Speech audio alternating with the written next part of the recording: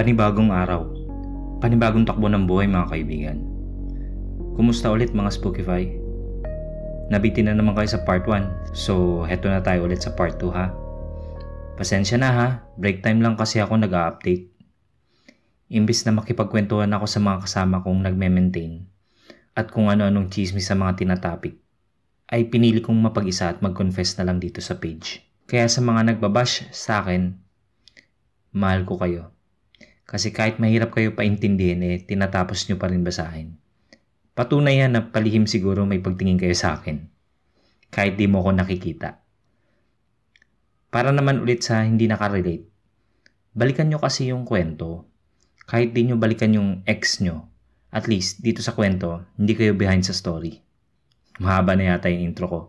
Tara at simulan na natin ang kwento. Nung tumawag si Kuya Bobet sa akin, napupunta daw sila dito sa Cagayan de Oro pagkabukas. Hindi yun natuloy kasi may inasikaso daw siyang importante sa trabaho niya. Isang linggo dumaan.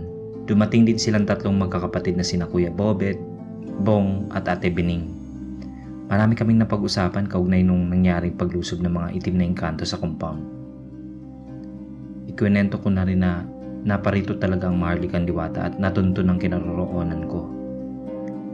At ipinaalam ko na rin sa kanila ang balak na pagsabotahin ng Maharlikang Diwata sa kanyang ama.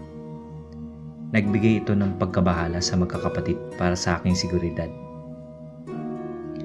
Dahil mas lalo akong malalagay sa panganib kapag hinanap ng itim na haring engkanto ang apo niya, kapag nagtagumpay ang diwata na maibigay sa akin ang anak ko. Kaya binigyan ako ni Ate Bining nung langis na ininom namin nung nakaraang pagpunta sa Bermuda Triangle. Mas maigi na meron ka nito, pinsan. At di ba may X7 ka pa dyan? Kapag naramdaman mo ang panganib na nalalapit na sa'yo, pagsabayin mo ang paggamit ng mga ito. Minom ka nitong langis at magpahid ka ng X7 para hindi ka tatablan kung sakaling gagamitan kanila ng itim nilang kapangyarihan. Nakamamatay at mas malala pa sa kinulam ang kakayahan ng itim na hari. Mag-iingat ka, pinsan. Lagi ka magdadasal ng ama namin para sakaling lusubing kayo dadating ang mga kakampi natin sa itaas. Pagbibigay ng babala at pagpapaalala ni Ate Bining. May kinuha si Kuya Bobet sa loob ng bag niya.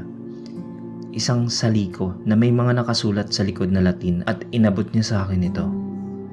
Isuot mo yan kapag kinakailangan. Ginawa yan ng maestro nung matagal ng panahon nung nakikipaglaban sila sa mga rebelde. Ingatan mo yan, pinsan. Huwag mo rin paakbangan kahit kanino. Sagradong saliko yan. Kung nagawa mo noong maging isang kawal ng anghel, magagawa mong madaliin kapag isunod mo yan. Sabi ni Kuya Bobet sa akin. Nagpasalamat ako sa mga pinsan ko dahil hindi nila hinayaan ang sitwasyon ko. Nung umalis sila, isunod ko ang saliko at titingnan ko na sana sa salamin. Nang hindi pa ako nakakaabot sa harap ng salamin, biglang nabasag ito. Hindi ito nahulog o nasagi Kinabahan ako at hinubad ko kagad dahil parang ayaw ipakita sa akin. Nahihiwagaan ako sa saliko na ibinigay sa akin ni Kuya Bobet. Pagdating ng gabi, habang papalabas na ako ng bahay para mag-duty na sa trabaho, nagtaka ako nang makita ko sa labas si Kenta nakatayo. Andiyan ka na pala, Brad. Dinaanan na kita para sabay na tayo mag-in sa trabaho. Sabi nito na nakangiti sa akin. Kumunot yung noo ko na nakatingin sa kanya. Nagtataka kasi ako kasi di man lang siya nagtao po o kumatok man lang para malaman kung may naghihintay pala sa akin sa labas. Kanina ka pa ba dyan, Kenta? Bakit di mo ako tinawag? Tanong ko habang papalapit sa kanya. Kakarating ko nga lang Supremo. Naputol ang pagkasabi niya nung huling sinabi niya na hindi niya yata sinadya. Supremo? Bangag ka ba? Napaka-weirdo mo Sabi ko sa kanya na napaisip na ako na malalim sa kanya. Pre, pasensya na pre Nagkamali ako ng pagtawag sa'yo. Sabi niya na hinaluan niya ng pagtawa at umakbay pa ang loko sa akin. Pero yun ang mali niyang galaw. Dahil sa pag-akbay niya sa akin ay nagkaroon ako ng advantage na pakiramdaman siya. Hindi siya tao. At nakaramdam ako ng pagkapaso sa balat niya kaya tinanggal ko kaagad ang pagkakaakbay niya sa akin. Huwag mo akong aakbayan, Kenta. Ayaw kong may umaakbay sa akin. Lalong-lalo na kung hindi ko pa masyadong kilala. Pagbibigay ko ng babala sa kanya. Habang naglalakad kami at dumistansya na ako. Relax ka lang pre. Akala ko ba close na tayo? Tanong niya sa akin. Parang nagulat siya sa reaksyon ko. Hindi ko na siya kinausap nun at nagpatuloy kami sa paglalakad. Nilalakad ko lang kasi ang tinatrabahuan ko dahil malapit lang. Hanggang sa may nadaanan kami ng mga tambay sa daanan ng mga kakilala kong mga basagulero sa aming lugar. Hi! Shot muna, Brad! Ito ka muna! Sumabay ka muna kahit sandali lang. Pag-aya nito sa akin ng dating ex-convict na langung-lango sa kalasingan. Pass muna ako mga Brad. May duty pa ako eh. Sige, next time na lang ha. Pagtanggi ko at nagpatuloy na sa paglalakad. Si Kenta tahimik na sumasabay sa akin. Ngunit nakaramdam ako ng panganib. At hindi ako nagkamali dahil binato ako ng bote ng lasing at tumama ito sa likod ko. Basag yung bote. At babalikan ko na sana nang biglang sumali sa eksena si Kenta. Parang mabanis na hayop ang loko at pinagsasakal niya ang mga braso ng mga lasing at sinasalo niya mga suntok ng mga lasing sa kanya pero tila baliwala sa kanya. At ang nakakapangilabot na sumunod ay naririnig kong lumalagotok ang mga buto ng mga lasing. Pinabalian niya mga ito bago iniwan.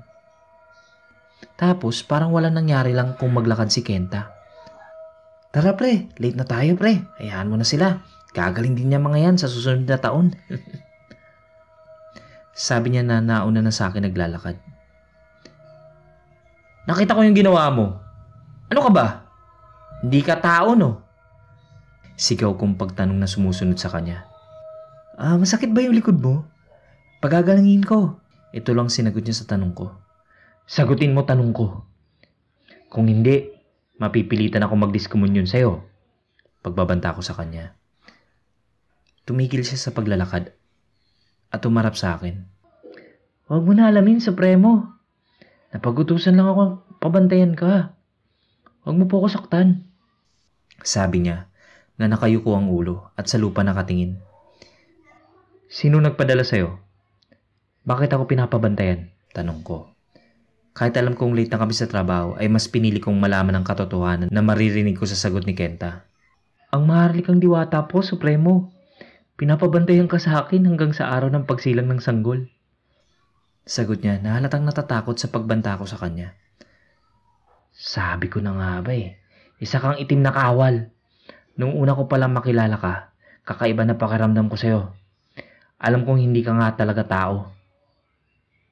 Daig mo pang linta na nakadikit sa akin. Bakit kailangan pa niya akong pabantayan? Alam naman niyang puting tupa ko at itim na kawal ka. Hindi ba niya iniisip kapag nalaman ko pwede tayong magkasagupa? Sabi ko sa kanya, may naon na naman ang boses ko. Sumusunod lang naman ako sa utos na nakatataas sa akin, Supremo. At kahit magalit kayo sa akin, ay hindi ako lalaban sa inyo dahil kayo pong nakakataas sa akin sa aming hukbo. Pagpapaliwanag niya sa akin, nakadiretso na ng pagkakatayo. Dahil sa sinabi niya ay napaisip ako ng kung ganun pala, ay may posibilidad na maging kaaliansa ko ang ibang kasama nila dahil sa asawa ko ang prinsesa nila eh. Ngunit pinabara din ako ng aking pag-iisip na mas pakikinggan ng mga itim na kawal ang kanilang hari. Kaya hindi dapat magpakampante. Umabsent na lang ako nung gabing yun dahil sobrang late ko na. Umuwi ako ng bahay at sinabihan ko si Kenta na huwag niya na akong sundan. Pagkabukas nun, tinawagan ko si Buddy sa Lanao del Norte at inutusan kong puntahan niya sa bukid nila yung may puno ng mangga na may naninirahang engkanto. Sinunod ni Buddy ang pinag-uutos ko sa kanya. Sinabi ko kasi na sa oras na maibigay na sa akin ang bata na anak namin ni Maharlikang Diwata ay doon ko ipapatago sa engkanto na nasa puno ng mangga nakatira. Inutos ko kay Buddy na makiusap siya dahil anak ng Maharlikang Diwata ang ipapatago namin. Nung una natakot pa si Buddy sa pinapagawa ko dahil Baka magalit ang engkanto na nakatira sa puno ng mangga sa kanya. Ngunit, nung ginawa daw ito ni Buddy, ay mas natakot pa daw ang engkanto dahil natakot silang madamay sa gulo. Nabigo ang pakiusap ni Buddy, kaya wala, mapipilitan akong sa akin na nga mananatili. Nagdasal ako na sana tulungan ako sa problemang kinakaharap ko. Pagkatapos kong magdasal ay umupo ako sa sala at nanood ng TV. Mga 3 PM noon nang biglang may naamoy akong isang pabango na parang bulaklak ng dama de noche at nag-amoy kandila na nakasindi at may usok na nagpakita sa aking harapan at naghugis tao. Ang maestro na ama ni na Kuya Bobet ang nagpakita sa akin dahil yung kasuotan na parang cowboy ang dating nung una ko itong makita sa kabadbaran. Ganun ang dating niya. Maestro, ano po sadya niyo at naparito po kayo? Tanong ko sa maestro na sobrang gulat ko na halong may tuwa. Anak, nandito ako dahil alam kong kinakaharap mong panganib. Nagdasal ka, kaya agad akong tumugon sa tawag mo. Alam kong nag-aalala ka sa mga nangyayari. Huwag ka matakot at mabahala, anak. Kakampi mo ang Diyos Ama at ang mga puting kawal. Gawin mo lang yung ibinilin sa iyo ng mga pinsan mo. Maliligtas ka sa kapahamakan. Pagkasabi niya, nilagyan niya ng sign of cross ang aking noo at ipinatong ang palad sa aking ulo. At pagkatapos nun ay naglaho na siya bigla. Ilang araw pang nagdaan, nasa mall ako ng Cagayan de Oro. Bumili ako ng grocery para sa konsumo kong pagkain araw-araw. Nang biglang may nabangga akong babae na may dalang sanggol. Ang ganda ng babae, parang kutis artista. Napakakinis ng puti niya. Parang sinadya niya akong banggain habang dala-dala ko ang plastic basket na may mga lamang bibiling ko. Sorry po ma'am, di ko po kayo napansin. Agad kong paghingi ng tawad kasi may baby siyang dala. Ngunit di ko nakita. Una yung mukha niya kasi kunyari may tinitingnan siya sa likod niya habang naglalakad. Ngunit nung humarap ito, sa sobrang gulat ko ay napatulala ako. Ang maharlikang diwata nasa mall. Seryoso. Nakabihis, chika babes. At hindi ka panipaniwala na anak niya ang bitbit niya. Kung ikukumpara si partner, si Mitch o ang diwata, to be honest pre, mas lamang ang diwata sa kagandahan. Pero wait, wag muna kayong mag-react ng pagkaka-OA . Asawa ko yan sa kanilang mundo. Kaya kahit papano, ma-appreciate ko pa rin kahit wala akong pagmamahal sa kanya. Balik tayo sa kwento dahil magiging big issue na naman to. Tulad nung may nagtanong ba, paano daw nabuntis eh walang nangyari? Alam nga naman i-detalye ko pa yung nangyari o kaya i-video ko yun at ipagkalat dito. Ano to? Sex confession? Nung magkatagpo kami sa grocery, hindi ko maiwasan tingnan at titigan ng sanggol. Baka kasi nagmana sa lolo niyang haring engkanto na halimaw ang itsura. Pero hindi. Ang himbing ng tulog nito, isang maliit na anghel na napakaamo ng muka. Parang anak mayaman dahil sa kutis nitong pagkaputi-puti at pulang maliit na labi. Babae siya. Pagkasabi ng maharlikang diwata na napatingin ako sa kanya. Bakit ka nandito? Hinintay mo na sana ako sa bahay. Pagtataka ko. Kailangan kong makabalik kagad kaya hindi na ako nagsayang ng oras. Kinuha ko yung hinubad mong suot doon sa kwarto mo at sinundan kita dito. Pagkasabi niya ay nahiya ako sa sinabi niya. Loko tong engkantong to. Ang hilig-hilig sumingot ng gamit ko. Hinubad ko pa talaga. Alam ko iniisip mo. Tumigil ka. Hindi kita pinagdanasahan, no? Kunin mo tong anak mo at babalik na ako bago malaman ng aking ama na umalis ako dalang apo niya. Yung biniling ko sa'yo, huwag mong kakalimutan. Wala kang dapat ipag-alala. Ako bahala sa aking ama. Sabi niya. Sabay bigay sa akin ng sanggol na natutulog. Kaya inilapag ko ang basket kong hawak at dahan-dahan kinarga ang sanggol. Nga pala, huwag mo awahin si Kenta. Natatakot sa'yo yun. Nasa paligid lang siya, tutulungan kanya kung kailangan mo ng tulong. Hirit ng maharlikang diwata. Teka, paano kung gutumin to? Anong ipapadede ko dito? Pwede ba gatas? Tanong ko kagad. Bakit? Kaya mo bang pakainin ng prutas yan? Siyempre, pinapadede pa rin ng gatas yan. Ingat ka, nangangagat yan. Humirit pa ng pananakot ang Diwata at mabilis na umalis at nawala. Pinagpatuloy ko ng pag-grocery at binilang ko ng gatas at babyron ng bata at sinamahan ko na ng mga diaper. Grabe, para akong naanak ka na iniwanan sa kalagayan ko. Hirap ako sa pagbitbit ng sanggol at ng plastic basket. Habang nagbabayad ako ng grocery, yung kasunod kong babae na matanda, panay tingin sa sanggol at binati pa niya. Ang ganda naman ang anak mo. Asan ba ang ina niyan, iho? Pagtatanong niya sa akin, sabay hinipo ang pisngin ng baby. Pero bago ko pa masagot, nahilo ito at napasandal sa isang istante na nasa cashier's area. Nasagi niya ito at tuluyang tumumba. Hinimatay yung matandang babae. Napatangin ako sa anak ko at humiti ito na tulog. Ikaw may gawa nun, no? Sabi ko sa isip ko. Nagkakagulo ang mga tao at lumapit ang mga security guard para tulungan ang matanda at tumawag ng emergency. Nagpatuloy pa rin ang cashier na binabayaran ko at dali-dali na akong lumabas at sumakay ng taxi. Kinausap ko ang sanggol kahit tulog. Ano yung ginawa mo, anak? Hindi mo dapat ginagawa yun. Sabi ko sa tulog na sanggol. Ang cute ng baby mo, sir. Ilang months na po ba yan? Tanong ng driver. Napasimpleng sumusulyap sa baby na hawak ko. Hindi ko na sinagot ang driver. Baka kasi ito naman na mabiktima. Madisgrasya pa kami. Kunwari may tumawag sa aking cellphone at kinuha ko para sagutin at kunwari binabaan ako. At nag-FB na lang ako. Para maging busy ako at wag na magtanong ang driver. Panay kasi yung sulyap niya. Alam kong nakukutan siya sa baby. Pero malakas ang kaba ko dahil sa pagbinati mo ito. Imbis na ikaw ang makausog sa kanya, baliktad, ikaw mismong tatabla ng usog. Hindi nakakapagtaka dahil kalahating engkanto at kalahating tao ang sanggol.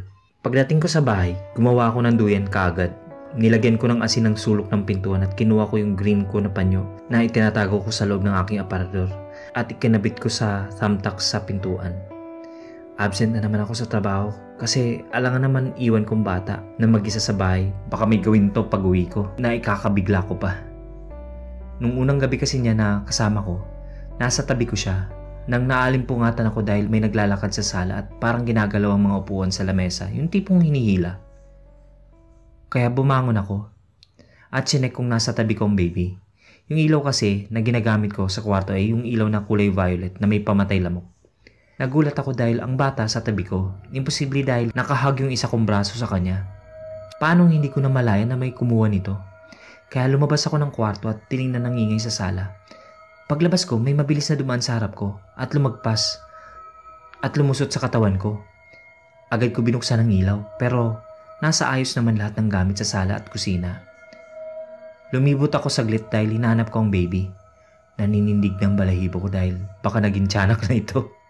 Paano ko sasaktan sarili kong anak, diba? Ngunit nang marinig ko may tumatawa na baby sa loob ng kwarto ko, agad kong pinasok ito at nakapagtataka. Nandun ang sanggol, natutulog na mahimbing.